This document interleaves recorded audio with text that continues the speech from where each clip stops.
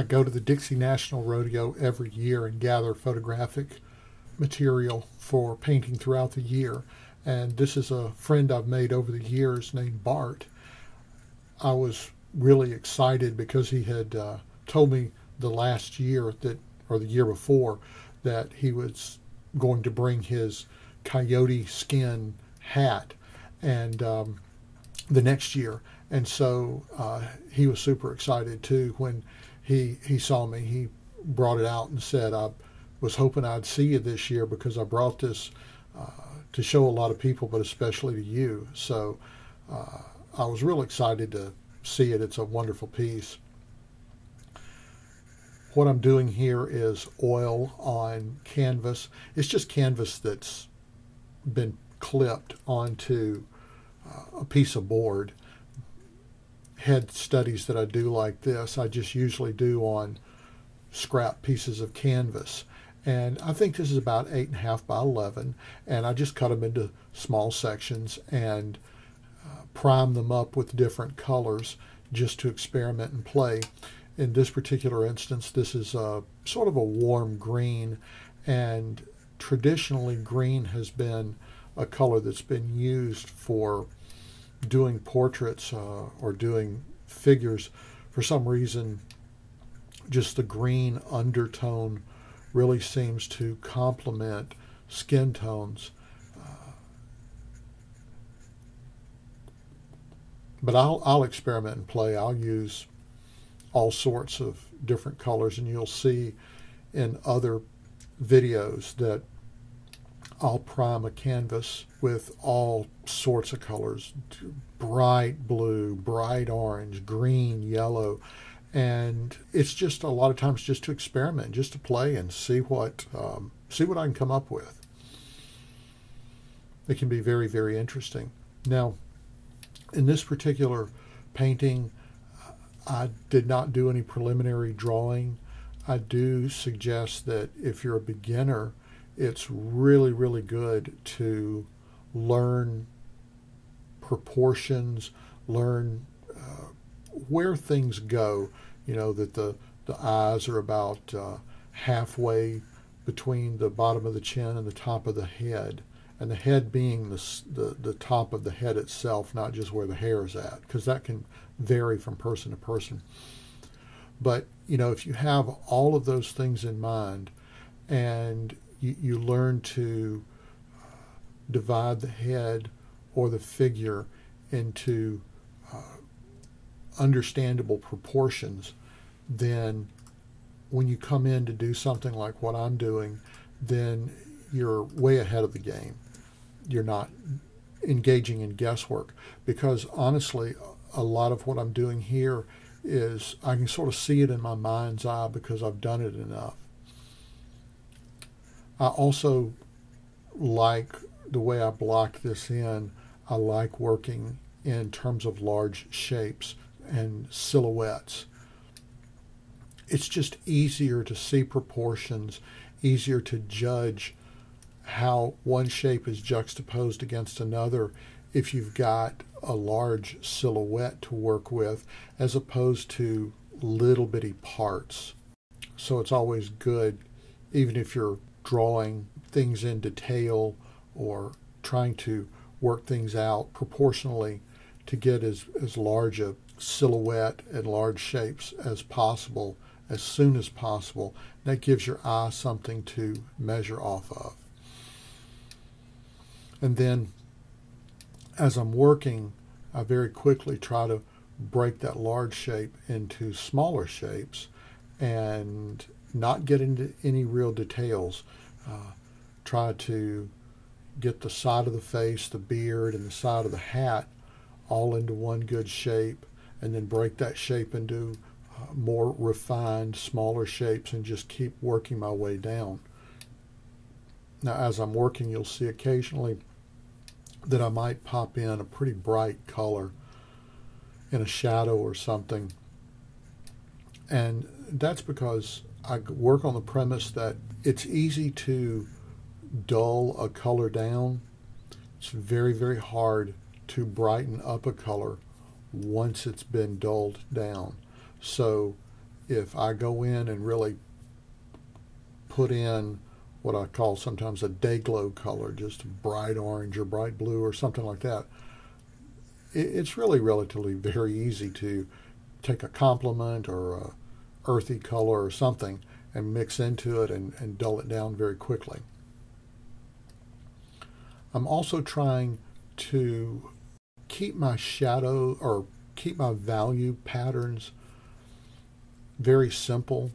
You know, if you can have shadow, midtone, and lights, then it's real easy to pop in a highlight and you've described a form.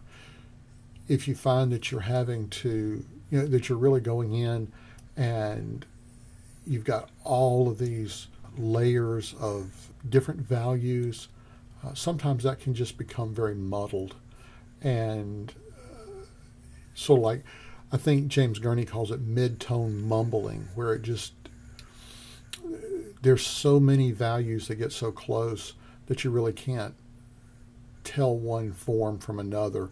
And so it's real nice to have good distinctions between shadows, midtones, and lights. And so those three values will just give a very powerful statement. Then you can go in and pop a few highlights and you've really got a real strong dimensional form in front of you instead of something that's just very soft and doesn't make a whole lot of sense. Now I'm working in the background some too.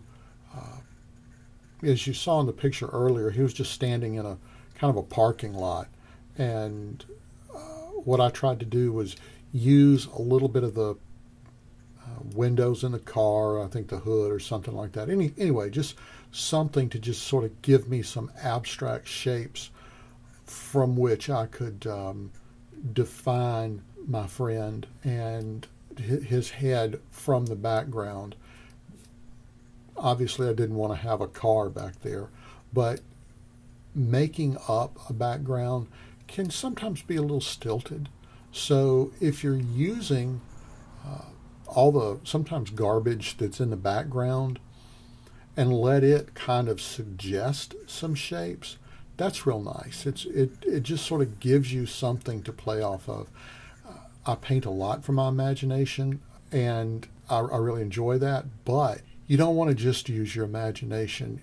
The more reference material you've got and the more comfortable you are taking your reference material and abstracting it, then the more diverse your ideas can be, the more diverse your painting can be, the more imaginative. So I really encourage you, don't get discouraged if you got a photograph you really like, but you got all this garbage in the background.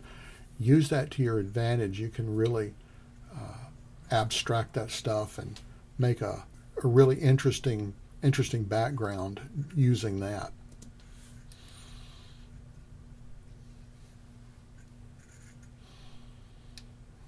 Now you can see I'm using not that many brushes. They're all hog's hair bristle brushes. Got them from Jerry's Artorama or Dick Blick or Utrecht, one of them. They're all great. When I'm oil painting, I use a variety of different brushes, and sometimes I'll just purposely pick one type of brush to use just to force me to learn the limits and the abilities of that particular style of brush. Filberts will do things that rounds won't do. Rounds will do things that brights won't do, and so forth. So, really taking and playing with those brushes and limiting yourself to say, okay, I'm just going to use rounds, or I'm just going to use brights. It's really amazing what you'll find out you can do with them. And I think what I'm using here, I've got one sable round, and then the rest were probably filberts. The watch that's hanging on the side beside the canvas, it's an antique pocket watch. It doesn't run. It's used strictly as something to lock the focus of the camera onto. That way it doesn't get distracted and change its focus, or I'll do an actual focus lockdown. I'll have that hanging there focus on that, and then I don't have to worry about what I'm focusing on later. If I stop or whatever, I can come back and just focus on that. And I know that the camera's getting a good, sharp focus. I'm using a relatively inexpensive camera, so that kind of makes it more challenging. This is an Open Box M easel. I really like it. It's what I use for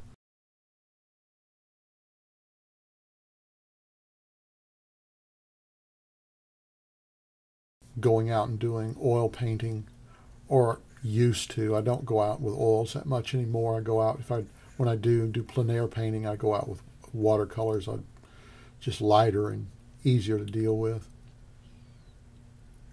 And I do vignette this figure out. Again, it was sort of just a quick, fun study, not trying to get real deep into anything, not trying to do a totally finished portrait.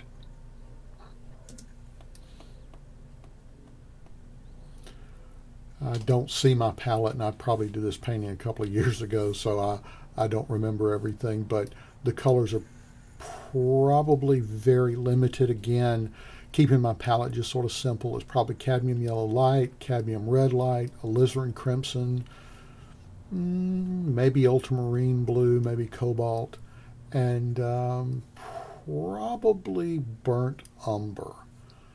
That's probably about it. Of course, any of those colors could be substituted with something else. I do encourage you, especially if you're plein air painting, keep your palette pretty simple. It's just less to have to navigate and fool with.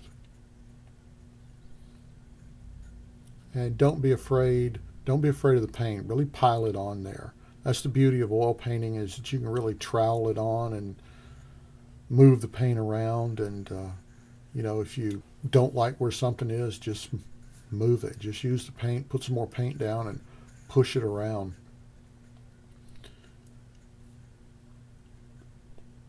That's another reason to work. It's real nice to work in these large shapes, is that you already have paint down there on the canvas, and you're not sort of trying to do the coloring book type of painting where you're staying very rigorously in the lines.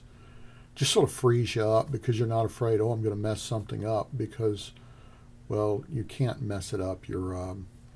It's already wet paint.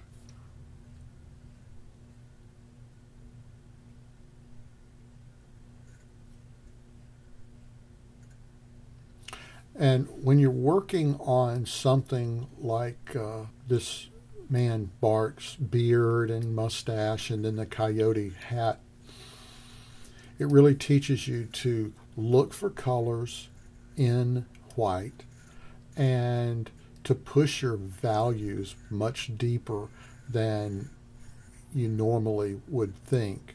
And it's real easy to fall into the trap of looking at something and going, oh, it's white, and then painting it white, and not really looking and realizing that white surface is reflecting all the colors around it.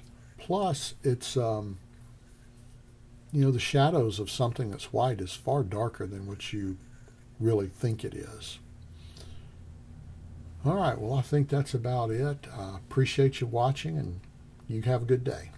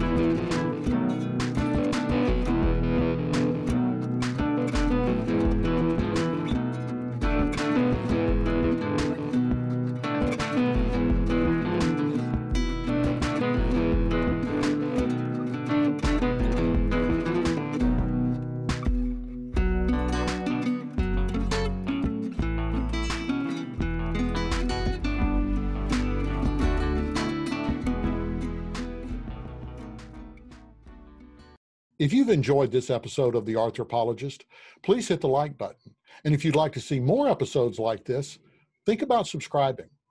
I'm Bill Wilson, and I'm The Arthropologist.